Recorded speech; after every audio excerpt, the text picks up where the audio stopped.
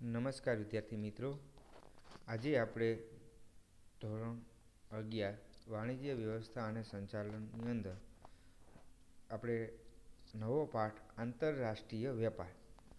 આગળ આપણે જોયું કે આંતરિક વેપાર, તો આપણને આંતરિક વેપારનો ખ્યાલ, આંતરિક વેપારની અંદર નાના પાયા પરના વેપારીઓ, મોટા પાયા પરના વેપારીઓ, જથ્થાબંધ વેપાર, છૂટક વેપાર, શેરી વિક્રેતા, એક દિવસ નિશ્ચિત દિવસના વેપારીઓ, બરાબર.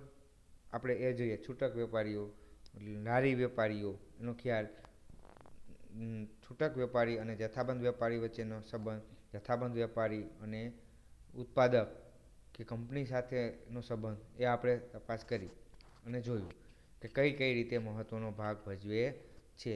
પછી સ્વયં સંચાલિત યંત્રો વિશે આપણે અભ્યાસ કર્યો.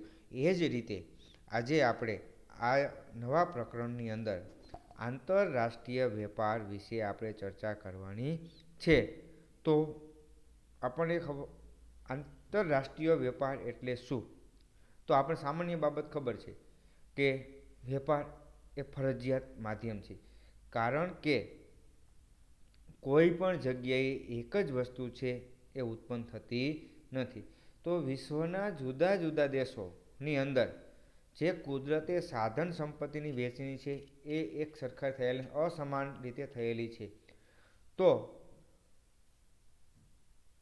બધી જરૂરિયાત છે એ એક જગ્યાએથી સંતોષી શકાતી નથી.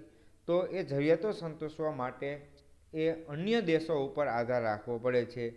તો આપણે કહી શકીએ છીએ બધી વસ્તુનું ઉત્પાદન એક જ દેશમાં શક્ય છે નહીં. તો આપણે એના માટે જે ઉત્પાદન છે એ આપણા દેશમાં શક્ય ન હોય, કોઈ પણ દેશમાં શક્ય ન હોય, અથવા તો જરૂરિયાત કરતાં ઓછું હોય, તો આપણે બીજા દેશ પાસે તે માગી અને તેને અનુકૂળતા હોય તો તે વસ્તુ બીજા દેશ પાસેથી આંતરરાષ્ટ્રીય વેપાર દ્વારા આપણે મેળવી શકીએ છીએ. બરાબર. જો આપણે જોઈએ છીએ સામાન્ય બાબત કહીએ તો આજે આપણે ભારત દેશ છે, તો ભારત દેશ કેવો દેશ છે? તો કે કૃષિ પ્રધાન દેશ છે. તો જે ખેતીમાંથી ઉત્પન્ન થતી વસ્તુઓ છે એ ભારતમાં પુષ્કળ પ્રમાણમાં થાય. જો એ ભારતમાં ને ભારતમાં રહીએ તો ભારતનો વિકાસ થાય નહીં, કારણ કે ભારતનો વિકાસ કરવા માટે અન્ય દેશોને આપવી પડે છે. ત્યારે વિશ્વના અન્ય દેશો જેવા કે અમેરિકા હોય, જાપાન હોય, જર્મની હોય, રશિયા હોય, આવા જે યુરોપના ઘણા બધા દેશો છે, ઇંગ્લેન્ડ હોય, આ બધા દેશો છે એની પાસે ટેકનોલોજી છે, જે ખનિજો છે, તો એ ખનિજો છે એ આપણે ત્યાંથી અહીંયા મગાવીએ છીએ. આપણી જે ખેતીની વસ્તુઓ છે આપણે ત્યાં મોકલીએ છીએ. બરાબર. તો એને આપણે શું કહીએ છીએ? આપણે અમેરિકા છે, અમેરિકા પાસેથી યંત્રો ખરીદીએ છીએ, એના પ્રમાણમાં આપણે અહીંથી કંઈક કૃષિનો કાચો માલ આપણે આપીએ છીએ. તો એ શું થઈ ગયો? આંતરરાષ્ટ્રીય વેપાર થઈ ગયો કહેવાય. પણ આપણે સામાન્ય બાબત રીતે વાત કરીએ તો અમુક વસ્તુઓ જે દેશમાં ઓછા સાધનો, ઓછી મજૂરી અને ઓછા ખર્ચે સારી ગુણવત્તાવાળી બનતી હોય, તે વસ્તુઓ દેશમાં બનાવી જુદા જુદા દેશોમાં મોકલી એકબીજાની જરૂરી વસ્તુઓનો અદલો બદલો કરવામાં આવે તો જ વિશ્વની સાધન સંપત્તિનો ઉત્પાદન કાર્યમાં સારામાં સારો ઉપયોગ આપણે કરી શકીએ છીએ. બરાબર. તો આપણે કહીએ છીએ, જો અત્યારે સામાન્ય બાબત કહ્યા તો હમણાં ચાઇના વોર, કે ચાઇનાની વસ્તુ જ્યારે ભારતમાં આવી તો આપણે કહીએ છીએ ભારતની કાષ્ઠકલા હાવ નાબૂદ થઈ ગઈ, ભારતના ગૃહ ઉદ્યોગો ભાંગી ગયા, કારણ કે ત્યાં ઓછા ખર્ચે, બરાબર, ઓછી મજૂરીએ એ વસ્તુ ત્યાં બનતી હતી, અને અહીંયા એ વસ્તુ છે ઓછી મજૂરી અને વધુ ખર્ચે બનતી હતી. એના કારણે લોકો એ વસ્તુનો ઉપયોગ કરવા લઈ ગયા. તો આપણે કહીએ કે સાધન સંપત્તિનો વધુમાં વધુ સારો ઉપયોગ કરવો હોય તો જ એકબીજાની વસ્તુનો અદલો બદલો કરીએ તો જ એ આપણે ઉપયોગ કરી શકાય છીએ, નકર કરી શકાતો નથી. કેમ? જેવી રીતે આપણે બાબત કહીએ તો કે મોટા મોટા વિકસિત દેશો જેવા કે જાપાન, જર્મની, રશિયા, ઇંગ્લેન્ડ, બરાબર, આવા વિકસિત દેશો છે, ચાઇના, એની પાસે પુષ્કળ પ્રમાણમાં ઉદ્યોગ છે. જ્યારે વિકાસશીલ દેશો અથવા તો અલ્પ વિકસિત દેશો, બરાબર, વિકાસશીલ દેશો અથવા તો અલ્પ વિકસિત દેશો પાસે કાચો માલ છે તો બંને વચ્ચેનો વેપાર ફરજિયાત બને છે અને આંતરરાષ્ટ્રીય વેપારનું આ વિશ્વ છે એની કોઈ કલ્પના થઈ શકે એમ જ નથી. અને આંતરરાષ્ટ્રીય વેપાર એ આજેનો નથી, એ પ્રાચીન વ્યવસ્થા છે. આજે આપણે કદાચ તમે 8માની અંદર ભણી ગયા કે ભારતમાં યુરોપિયન પ્રજાનું આગમન, આવો પાઠ આપણે ભણી ગયા હતા. તો શું કામે ભારતમાં યુરોપિયન પ્રજા ભારતમાં આવી? તો કે ત્યારે એ ધંધો કરવા નહોતી આવી, ત્યારે ભારતમાં વેપાર કરવા નહોતી આવી, પરંતુ તેમને યુરોપની દેશોની અંદર ભારતની જે સૂકો મેવો છે, મરી મસાલા છે, તેજાના છે, ગળી છે, રેશમી કાપડ છે, એમાં પુષ્કળ પ્રમાણમાં માંગ હતી. એમને પુષ્કળ પ્રમાણમાં આ વસ્તુની જરૂરિયાત હતી, એટલે વિદેશી પ્રજાઓ ભારતમાં આવી. તો એ જરૂરિયાત હતી તો ભારત એને આપતી હતી. તો ભારત એને આપી તો શું આપ્યું? શું કર્યું કહેવાય? તો કે એને વેપાર કર્યો કહેવાય. તો આ બધી વ્યવસ્થા છે એ પ્રાચીન સમયથી હતી જ. એટલે કીધું ને કે આપણે 8માં જ ભણી ગયા યુરોપિયન પ્રજાનું ભારતમાં આગમન. તો આ 1453માં એ યુદ્ધો થયા હતા, 1200, 1300, 1400ની સાલની આપણે વાત કરીએ છીએ ત્યારે, બરાબર. તો પ્રાચીન વ્યવસ્થા છે. હવે આપણે કહીએ તો સામાન્ય કીધું કે ભાઈ આંતરરાષ્ટ્રીય વેપાર શું છે, કેવી રીતે થાય છે. તો હવે પહેલો આપણે ચેપ્ટર તરીકે પાઠની અંદર લઈએ આંતરરાષ્ટ્રીય વેપારનો ખ્યાલ ક્યાંથી આવ્યો, શું કહેવાય. તો આપણે આગળ જોઈ ગયા આંતરિક વેપાર છે એ જ રીતે આંતરરાષ્ટ્રીય વેપાર છે ત્યારે દેશની અંદર હતી. હવે અહીંયા શું આવ્યું? દેશના સરહદની બહાર. તો કે કોઈ એક દેશના લોકો અન્ય સંસ્થાઓ કે બીજા દેશના લોકો અથવા સંસ્થાઓ સાથે વેપાર કરે ત્યારે તે વેપારી પ્રવૃત્તિને આંતરરાષ્ટ્રીય વેપાર કહેવામાં આવે છે અથવા તો વિદેશ વેપાર કહે છે. ભારત અને અમેરિકા વચ્ચે જે વેપાર થાય એ આંતરરાષ્ટ્રીય અથવા વિદેશ વેપાર કહેવાય છે. જ્યારે ગુજરાત અને મહારાષ્ટ્ર, રાજસ્થાન વચ્ચે જે વેપાર થાય એને શું કહેવામાં આવે છે? આંતરિક વેપાર કહેવામાં આવે છે. શું કહેવામાં આવે છે? આંતરિક વેપાર કહેવામાં આવે છે. એટલે કીધું એક દેશના લોકો બીજા દેશના લોકો સાથે વેપાર કરે ત્યારે તે વેપારી પ્રવૃત્તિને આંતરરાષ્ટ્રીય વેપાર અથવા તો વિદેશ વેપાર કહેવામાં આવે છે. તો અહીંયા તો ઘણા બધા વ્યક્તિઓ હોય, નિષ્ણાંતોએ શું કીધું છે? તો થોમ્સન નામના એક નિષ્ણાંત છે, બરાબર, જે અર્થશાસ્ત્રી આપણે કહી શકીએ, જે એનાલિસિસ્ટ છે, એ એક દેશની પેદાશોનો બીજા દેશ સાથે વિનિમય એટલે વિદેશ વેપાર. બે સહેમત થયું. એક દેશની વસ્તુનો બીજા દેશ સાથે જે વિનિમય કરે, આપલે, વિનિમય એટલે કે આપલે કરે, તેને આપણે વિદેશ વેપાર કહીએ છીએ. તો હવે બીજું બાબત જોઈએ કે ખ્યાલ આવી ગયો ખબર તમને કે આંતરરાષ્ટ્રીય વેપાર એટલે શું અથવા વિદેશ વેપાર એટલે શું, બરાબર. તો આ વિદેશ વેપારથી ફાયદો શું, લાભ શું, મહત્વ એટલે ફાયદો, કે શું કામે હોવું જોઈએ? તો એક તો શ્રમ વિભાજન અને વિશિષ્ટીકરણનો લાભ. એક જ વ્યક્તિ એક કાર્ય કરે તો એમાં છે બદલાવ જોવા મળે ને એમાં નવી વસ્તુ કાંઈ જોવા મળે. જો એ જ વસ્તુ છે 20 વ્યક્તિઓ કે 50 વ્યક્તિઓ કે 2 વ્યક્તિઓ સાથે મળીને કામ કરે તો બે વચ્ચે અલગ અલગ પોતાની બુદ્ધિનો લાભ મળે છે.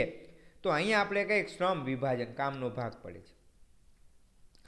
તો વિશ્વના જુદા જુદા દેશો વચ્ચે કુદરતી સાધન સંપત્તિની અસમાન વહેંચણી થયેલી હોવાથી દેશની જરૂરિયાતની બધી જ વસ્તુઓ જે તે દેશમાં ઉત્પન્ન થતી નથી. જે દેશમાં જે વસ્તુનું ઉત્પાદન અનુકૂળ હોય તે વસ્તુ ઓછા ખર્ચે સરળતાથી ઉત્પન્ન કરી અન્ય દેશોમાં નિકાસ કરી શકાય છે અને દેશની જરૂરિયાતની વસ્તુઓ વિદેશમાંથી આયાત કરી શકાય છે. તો આમ વિદેશ વેપારને લીધે કે આંતરરાષ્ટ્રીય વેપારને લીધે કે કારણે આયાતકાર દેશ અને નિકાસકાર દેશને શ્રમ વિભાજન અને વિશિષ્ટીકરણનો લાભ મળે છે. જે વસ્તુ જ્યાં મળે છે તો એને એ આવડતનો લાભ મળે છે, એ ટેકનોલોજીનો લાભ મળે છે, એ જ્ઞાનનો લાભ મળે છે. તો આમ અલગ અલગ પ્રકારનો લાભ એને પ્રાપ્ત થાય છે. પછી બીજો વિભાગ આપણે મુદ્દો જોઈએ તો અલ્પ વિકસિત દેશોનો વિકાસ થાય. તો ક્યારે થાય? તો કે અલ્પ વિકસિત દેશો પાસેથી જે કાચો માલ છે એ વિકસિત દેશો લે છે અથવા તો વિકસિત દેશો છે એ અલ્પવિકસિત દેશોમાં ટેકનોલોજી આપે, અલ્પવિકસિત દેશોને જ્ઞાન આપે, નવા નવા સંશોધનો કરી આપે, બરાબર, અને વિદેશી મૂડી વગેરેની આયાત કરી શકીએ છીએ અને પોતાના દેશની અંદર ઉદ્યોગ ધંધાઓ સ્થાપી અને દેશનો વિકાસ શક્ય બનાવી શકે છે. તો આપણે સામાન્ય બાબત કહીએ કે અલ્પવિકસિત દેશોનો વિકાસ કહીએ તો આંતરરાષ્ટ્રીય વેપારને કારણે વિદેશી ટેકનોલોજી, આધુનિક સંચાલનનું જ્ઞાન, સંશોધનો, નવા નવા સંશોધનો, વિદેશી મૂડી વગેરેની આયાત કરી શકીએ છીએ. આવા બધાને પરિણામે અલ્પવિકસિત દેશો છે અન્ય દેશો સાથે સહયોગના કરાર કરી ઉદ્યોગ ધંધા સ્થાપી દેશનો વિકાસ છે એ કરી શકે છે અને અન્ય દેશોની હરોળમાં એ આવી શકે છે. એમને જે પોતાની રોજગારી છે એ પ્રાપ્ત કરી શકે છે. પછી જો તમારી પાસે જ્ઞાન હોય તો જ સાધન સંપત્તિનો મહત્તમ ઉપયોગ થઈ શકે. નકર તમારી પાસે જ્ઞાન ન હોય તો એ સાધન સંપત્તિનો ઉપયોગ થઈ શકતો નથી. સામાન્ય બાબત કહીએ કે તમારી પાસે ગાડી છે પણ ગાડી ચલાવતા નથી આવડતું તો એ ગાડી છે એ તમે એનો ઉપયોગ કરી શકતા નથી. તમારી પાસે મશીન છે પણ મશીન ચલાવતા આવડતું નથી તેનો ઉપયોગ તમે કરી શકતા નથી. એટલે કીધું જો જે તમારી પાસે કાચો માલ છે તો એનો તમે સંપૂર્ણપણે ઉપયોગ કરી શકતા નથી, બરાબર. અથવા તો આપણે કેમ સામાન્ય બાબત કહીએ છીએ આજથી 20 વર્ષ પહેલાં 10થી 15 વર્ષ પહેલાં આપણી પાસે જમીનો પુષ્કળ પ્રમાણમાં હતી પણ માનવ શ્રમ નહોતો. તો જ્યારે આપણે અહીં માનવ શ્રમ આવ્યો તો આપણી બધી જમીન છે એનો આપણે શું કરી શકીએ, ઉપયોગ કરી શકીએ ને. તો એ જ રીતે સાધન સંપત્તિનો મહત્તમ ઉપયોગ કરી શકીએ છીએ કારણ કે વિદેશથી માનવ શ્રમ મગાવીએ છીએ, જુદી જુદી ટેકનોલોજીનો ઉપયોગ કરીએ છીએ, બરાબર. જમીન હતી તો આવા નવી નવી ટેકનોલોજીઓથી ટપક સિંચાઈ પદ્ધતિ હોય, ફુવારા પદ્ધતિ હોય, ટ્રેક્ટર હોય, થ્રેસર હોય, હાર્વેસ્ટર હોય, બરાબર, વાવવા માટેના અલગ અલગ પ્રકારના જે ઓજારો હોય. તો અહીંયા આપણે જોઈએ વિશ્વના જુદા જુદા દેશોની સાધન સંપત્તિનો મહત્તમ ઉપયોગ આંતરરાષ્ટ્રીય વેપારને લીધે જ શક્ય બને છે. દરેક દેશ પોતાની જરૂરિયાત પ્રમાણે ટેકનોલોજી, યંત્રો અને માનવ શ્રમની આયાત કરીને પોતાની સંપત્તિનો મહત્તમ ઉપયોગ શક્ય બનાવે છે, પોતાના સાધનોનો વધુને વધુ ઉપયોગ બનાવે છે. આવા બધાને કારણે વિવિધ દેશોમાં વસતા લોકો છે એ તેમના દેશની કુદરતી સંપત્તિનો મહત્તમ ઉપયોગ કરી તેમની આવડત મુજબ ઉત્પાદન કરી અને ઉત્પાદનમાં વધારો કરી અને જે વધારાનું ઉત્પાદન થાય છે એવા ઉત્પાદનની બીજા દેશોમાં શું કરે છે તો કે નિકાસ કરે છે. તો થઈ ગયું આપણને કે શ્રમ વિભાજન થયું, અલ્પવિકસિત દેશોનો વિકાસ થયો, મહત્તમ ઉપયોગ સાધન સંપત્તિનો મહત્તમ ઉપયોગ થયો. હવે સહાયક સેવાઓ, જો એક વસ્તુ થાય એટલે બીજી સેવાઓ છે એનો વિકાસ થાય. તો આંતરરાષ્ટ્રીય વેપારને કારણે આયાત નિકાસ વેપાર થતો હોવાથી વાણિજ્યક એટલે ધંધા વિષયક સેવાઓ જેવી કે બેંકની જરૂરિયાત ઊભી થાય, માલ સંગ્રહ કરવા માટે વખાણની જરૂરિયાત ઊભી થાય, માલ લેવો કે દેવો જે એને માટે સંદેશા વ્યવહારની જોઈએ, પછી તાર હોય, ટપાલ હોય, ટેલિફોનિક હોય, ઇન્ટરનેટ હોય, આ બધાની જરૂરિયાત ઊભી થાય. અને માલ એક જગ્યાએથી બીજી જગ્યાએ લઈ જવા માટે વાહન વ્યવહારની જરૂરિયાત ઊભી થાય. અને આ બધા માટે એક દેશમાં બીજા દેશમાં સંપર્ક કરવા માટે આડતિયા કે બધા વ્યક્તિઓને સંપર્ક કરી આપતા નથી. તો કે આડતિયાઓ વગેરે સેવાઓનો વિકાસ થાય છે, બરાબર. તો સહાયક સેવાઓનો વિકાસ થયો. પછી ભાવ સપાટી સ્થિર રાખવા માટે તો આપણે સામાન્ય બાબત કહીએ કે અમને ગયા વખતે આપણે કીધું હતું કે અત્યારે કહીએ કે ભારતમાંથી બધો ખેતીનો માલ નિકાસ કરી દઈએ તો ભારતમાં અમુક વસ્તુ છે એનો ભાવ શું થઈ જાય, આસમાન થઈ જાય. જો ભાવ આસમાને પહોંચી જતો હોય, માંગ વધી જતી હોય તો વિદેશમાંથી શું કરે છે, ભાવ સપાટી સ્થિર રાખવા માટે આયાત કરે. તો ભાવ સપાટી સ્થિર રાખવા માટે આંતરરાષ્ટ્રીય વેપાર દેશમાં જે વસ્તુની વધુ પડતી છત હોય એની નિકાસ કરે છે અને જે વસ્તુની અછત હોય એની વસ્તુની શું કરે છે, આયાત કરે છે. એટલે આ બે વસ્તુ જો વધારે હોય તો નિકાસ કરે એટલે ભાવ સપાટી છે એ નીચી ન જાય અને આયાત કરે તો ભાવ સપાટી ઊંચી ન જાય, બરાબર. બે બાબતને સ્થિર રાખવા માટે આંતરરાષ્ટ્રીય વેપાર છે શક્ય બને છે. એટલે કીધું કે આંતરરાષ્ટ્રીય વેપાર દ્વારા ભાવ સપાટીને સ્થિર રાખી શકાય છે, બરાબર. પછી ઊંચું જીવન ધોરણ, આંતરરાષ્ટ્રીય વેપારમાં જુદા જુદા દેશો વચ્ચેની હરીફાઈ થતી હોય અને હરીફાઈમાં ટકી રહેવા માટે ઉત્પાદકો પોતાની વસ્તુની કિંમત ઓછી હોય અને વધુ સારી ગુણવત્તા રહે તે માટે પ્રયત્ન કરતા હોય છે. અને સારી ગુણવત્તાવાળી વસ્તુ નીચી કિંમતે મળતા લોકોના જીવન ધોરણમાં સુધારો થાય છે. તો કે ટકી રહે, વસ્તુ ચલાવવાની મજા આવે, વસ્તુ વાપરવાની મજા આવે. પછી સંસ્કૃતિ, ફેશન અને જ્ઞાનનો જે વિનિમય થતો હોય છે. તો કે આંતરરાષ્ટ્રીય વેપારથી જુદા જુદા દેશોમાં એકબીજાના સંપર્કમાં આવે છે અને સંપર્કમાં આવે એટલે એકાબીજા દેશની જે સંસ્કૃતિથી શું થાય છે, વાકેફ થાય છે. એકાબીજા દેશોની જે રૂઢિ રિવાજો, પરંપરાઓથી માહિતગીર બને છે અને માહિતગાર બને છે એટલે એના વિચારોને સમજે છે. તો આપણે જોઈએ છીએ કે આપણા દેશમાં આપણી ભાષા હિન્દી હતી, પણ આપણા દેશને અલગ અલગ ભાષાઓનું જ્ઞાનની જો વિદેશમાં વેપાર કરવું હોય, વિદેશમાં જવું હોય તો તમારી પાસે ઇંગ્લિશ હોવું જોઈએ. તો એ માહિતગાર થયા, સમજ્યા. જેથી લાંબા ગાળે આંતરરાષ્ટ્રીય વેપાર છે જે વ્યવસ્થિત કરવા માટે બીજા દેશો સાથે સુમેળ રાખવો જોઈએ, મિત્રતા રાખવી જોઈએ. સંવાદિતા સાધવા માટે જુદા જુદા દેશો વચ્ચે ફેશન, સંસ્કૃતિ અને જ્ઞાનનો વિનિમય થાય છે. પછી આંતરરાષ્ટ્રીય વેપાર દ્વારા જે કોઈ કુદરતી ઘટનાઓ બની હોય, આપત્તિ આવી હોય તો એકાબીજા દેશો છે સહાયરૂપ બને છે. ધારો કે આપણે જોઈએ છીએ કે નેપાળની અંદર જ્યારે ધરતીકંપ આવ્યો, ભૂકંપ આવ્યો તો ભારતે પુષ્કળ પ્રમાણમાં સહાય કરી હતી.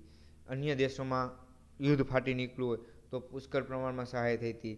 ગુજરાતમાં જ્યારે ધરતીકંપ આવ્યો તો વિદેશોમાંથી સહાય આવી હતી. જ્યારે ઉત્તરાખંડમાં પૂર આવ્યું ત્યારે વિદેશોમાંથી સહાય આવી હતી. બીજા દેશોની અંદર જ્યારે કાંઈ ઘટના ઘટતી હોય તો ભારતવાળા છે સહાય આપતા હોય છે. તો દુષ્કાળ હોય, ધરતીકંપ હોય, રોગચાળો ફાટી નીકળ્યો હોય, વાવાઝોડું વગેરે જેવી કુદરતી કે માનવ સર્જિત આપત્તિઓમાં વસ્તુનો પુરવઠો ખોરવાય છે. તો આ બધાને કારણે આંતરરાષ્ટ્રીય વેપારનું મહત્ત્વ એ અનેક ગણું વધી જાય છે. તો ભારત જેવા દેશમાં મોટા ભાગે કૃષિ છે એ વરસાદ ઉપર આધારિત હોય છે. જો વરસાદ ઓછો પડે, પૂરતા પ્રમાણમાં ન પડે અથવા તો વધુ વરસાદ પડી જાય તો કૃષિના છે, ખેતીના પાક છે નિષ્ફળ જાય છે. આવા સમયે વિદેશથી અનાજની આયાત કરી દુષ્કાળ જેવી પરિસ્થિતિ હોય ત્યારે આવી કુદરતી આપત્તિઓ છે એનો સામનો આપણે કરી શકીએ છીએ. હવે છેલ્લો મુદ્દો આપણે જોઈ શકીએ છીએ કે વિશ્વ એક બજાર. તો આપણે કીધું વસુધૈવ કુટુંબકમ, વિશ્વ એક કુટુંબ છે. જ્યારે આપણે સામાન્ય બાબત કહીએ તો આપણા જે બંધારણની અંદર પણ ઉલ્લેખ કર્યો કે વિશ્વ એક કુટુંબ છે. સ્વામી વિવેકાનંદ જ્યારે કીધું, જ્યારે શિકાગોની અંદર ધર્મ પરિષદ યોજી હતી ત્યારે પણ શું હતું, વિશ્વ એક કુટુંબ છે એવો શબ્દનો ઉલ્લેખ કરેલો હતો. તો ઔદ્યોગિક રીતે વિકસિત અને સમૃદ્ધ રાષ્ટ્રો ઊંચી ટેકનોલોજીનો ઉપયોગ કરી મોટા પાયા પર ઉત્પાદન કરે છે અને જે પોતાનું ઉત્પાદન થાય છે વેચવા માટે નવા નવા બજારો શોધવા પ્રયત્ન કરે છે. અને એ બજારો શોધવા માટે ક્યાં જવું પડે તો કે દેશની સીમાઓ છે, સરહદોને પાર કરવી પડે છે અને એને જ પરિણામે આંતરરાષ્ટ્રીય બજાર વિકસે છે. વિશ્વના ઘણા બધા દેશો આંતરરાષ્ટ્રીય બજારમાં પ્રવેશે જેથી વિશ્વ એક બજાર બને છે. આપણે કહીએ તો ભારતની બજારમાં છે ખાલી અમેરિકાની જ વસ્તુઓ આવે છે નહીં, જાપાન હોય, જર્મની હોય, રશિયાની ટેકનોલોજી આવી તો બધા દેશોની આવી તો બરાબર. તો વિશ્વ શું બન્યું, એક બજાર. ભારતની સંપત્તિ બીજા અન્ય દેશોમાં ગયો તો ત્યાં બીજા અન્ય દેશોની વસ્તુઓ આવી. તો આમ આપણે કહી શકીએ છીએ કે વિશ્વ એક બજાર છે. તો આંતરરાષ્ટ્રીય વેપારનું મહત્ત્વ આપણે જોયું. તો આંતરરાષ્ટ્રીય વેપારની અંદર બે વેપાર આવે, આયાત વેપાર અને નિકાસ વેપાર. તો આપણે હવે જોઈશું નિકાસ વેપાર માટે શું કરવું જોઈએ, વેપાર કરવા માટે કેવી રીતે આપણે પ્રોત્સાહન છે દેશને આપવું જોઈએ, એ આપણે હવે આના પછીના લેક્ચરમાં જોશું.